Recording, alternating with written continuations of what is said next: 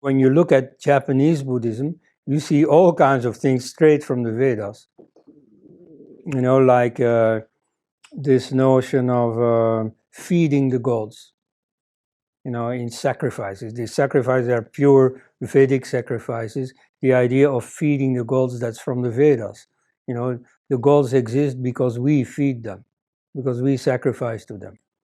You know, with all kinds of implicit imagery, like for instance, you know, Indra is a great consumer of soma.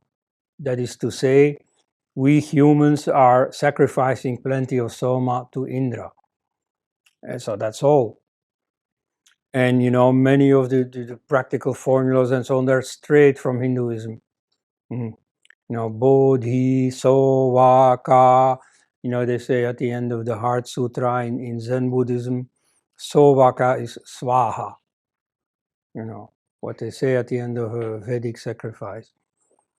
You know, anyway, I mean, there's just nothing new. The practice of mantra, for example, in Tibetan Buddhism, in Chinese Buddhism, is just straight from India. Often it is also kept in Sanskrit. Sanskrit pronounced a bit clumsily in the Chinese fashion, in the Japanese fashion, but still Sanskrit is straight from India. They also recognize that, you know, it is all indebted to India. They would have greatly applauded if India had opted for Sanskrit as national language in the late 40s. Well, anyway, oh yeah, one more argument. The Vedic gods were exported by Buddhists. You see, rather than being a concession to Hinduism because it was everywhere, you know, they couldn't keep out the contamination by ugly, vicious Hinduism, as it is said in most modern introductions to Buddhism. Instead, you see, the Buddhists themselves embraced this Vedic tradition and took it elsewhere. You see, in Japan, there were no Hindu missionaries, yet in every village there is a Saraswati temple. In Thailand, a few years ago, there was news about a terrorist attack on the Parom temple.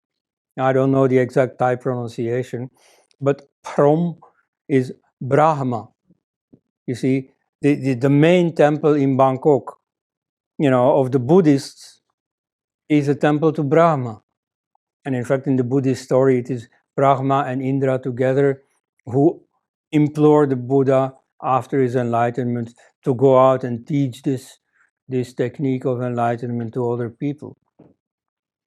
So anyway, you know, this is in fact, if you go to the contents rather than to the present day propaganda, is obvious that Buddhism is a part of Hinduism.